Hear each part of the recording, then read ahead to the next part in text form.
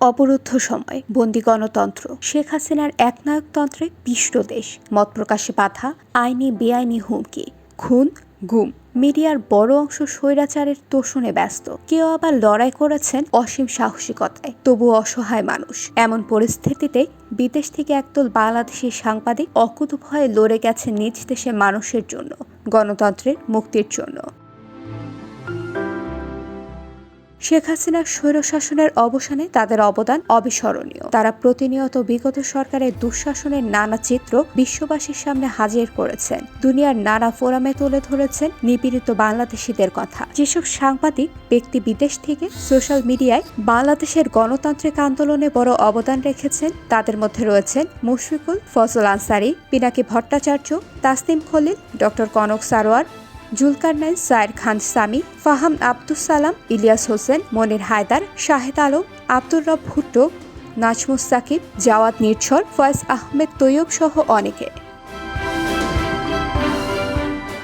জাতিসংঘের সদর দপ্তর থেকে স্টেট ডিপার্টমেন্ট, গেল কয়েক বছরের অন্যতম আলোচিত মুখ সাংবাদিক মুশফিকুল ফজল আনসারী বাংলাদেশের পরিস্থিতি দিনের পর দিন উপস্থাপন করে গেছেন। তিনি জানতে চেয়েছেন জাতিসংঘ কিংবা যুক্তরাষ্ট্রের অবস্থান, জবাবদিহির আওতায় আনতে চেয়েছেন ক্ষমতাবানদের। দৈনিক ইত্তেফাকের কূটনৈতিক রিপোর্টার ছিলেন মুশফিকুল ফজল আনসারী, ছিলেন বাংলাদেশের সাবেক প্রধানমন্ত্রী খালেদা জিয়ার সহকারী প্রেস সচিব, দায়িত্ব পালন করছেন জাস্ট নিউজের সম্পাদক হিসেবে। শুধু প্রশ্ন করে নিজের কাজ শেষ করেননি আনসারী। সামাজিক যোগাযোগ মাধ্যমে সবসময় সরব থেকেছেন, অনুপ্রাণিত করেছেন কোটি কোটি গণতন্ত্রকামী মানুষকে। একই সঙ্গে মার্কিন যুক্তরাষ্ট্রে নানা সেমিনার আয়োজনেও যুক্ত ছিলেন এই সাংবাদিক। খ্যাতিমান সাংবাদিক তাসনিম খলিল, সুইডেন ভিত্তিক নেত্র নিউজের প্রধান সম্পাদক, গত কয়েক বছরে একের পর এক অনুসন্ধানী সংবাদ প্রকাশ করে সরকারের এবং আইনশৃঙ্খলা বাহিনীর মুখোশ উন্মোচন করেছেন। কুখ্যাত আয়নাঘরের বিষয়টি নেত্র নিউজে প্রথম সামনে নিয়ে আসে। গুম, ক্রসফায়ার নিয়ে অনুসন্ধানী রিপোর্ট প্রকাশ করে তোলপাড় তৈরি করে সারা দুনিয়ায়। পেশায় চিকিৎসক, ফ্রান্সে থাকা মানবাধিকার কর্মী পিনাকি ভট্টাচার্য, তীক্ষ্ণ ও ক্ষুরধার বক্তব্যের কারণে সাধারণ জনগণের মধ্যে তিনি তুমুল জনপ্রিয়। তার লাখ লাখ অনুরাগী রয়েছেন। মুক্তিকামী মানুষের পক্ষে দৃঢ় অবস্থান নিয়ে একের পর এক ভিডিও বক্তব্য হাজির করেছেন জনগণের সামনে। সরকারের নানা অপকর্মের তীব্র সমালোচনা করেছেন। সাংবাদিক ডক্টর কনক সারোয়ার ইউটিউব টকশোতে সরকারের মুখোশ উন্মোচন করে গেছেন। এজন্য তার পরিবারের ওপর অনেক নির্যাতন হয়েছে, কিন্তু তিনি পিছু হটেননি।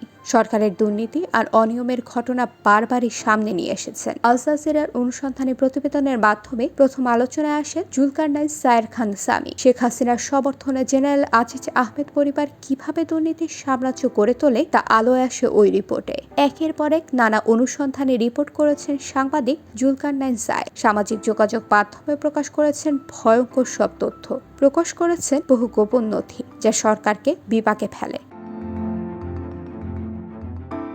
সাংবাদিক ইলিয়াস হোসেন সামাজিক যোগাযোগ মাধ্যমে বিপুল জনপ্রিয়। অনুসন্ধানে এই সাংবাদিক শুরু থেকেই সরকারের সমালোচনায় মুখর ছিলেন। দুর্নীতি আর অনিয়মের তথ্য প্রকাশ করেছেন সাহসিকতার সঙ্গে।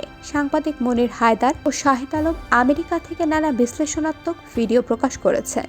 সরকারের সমালোচনায় মুখর ছিলেন তারা। সাংবাদিক জাওয়াদ নির্ঝরও পুরোটা সময় সরব ছিলেন সামাজিক যোগাযোগ মাধ্যমে। সাংবাদিক সহ বিভিন্ন শ্রেণী পেশার মানুষের একাধিক দুর্নীতির রিপোর্ট প্রকাশ করেছেন। ইউটিউব চ্যানেল নাগরিক টিভি নাজমুস সাকিবও সরব ছিলেন দুর্নীতির বিরুদ্ধে, প্রকাশ করেছেন দুর্নীতির বিভিন্ন রিপোর্ট। সাংবাদিক আব্দুর রব ভুট্টো ভিডিও সহ বিভিন্ন সামাজিক মাধ্যমে সরকারের অপকর্ম ও মানবাধিকার লঙ্ঘনের বিরুদ্ধে ভূমিকা রাখে। এ কারণে তার পরিবারকেও হয়রানির মুখে পড়তে হয়। বিজ্ঞানী ফাহাম আব্দুস সালামের ভিডিও বেশ সাড়া ফেলে। আন্দোলনের চূড়ান্ত পর্যায়ে তার বক্তব্য বিপুল আবেদন তৈরি করে। IBTV USA news desk.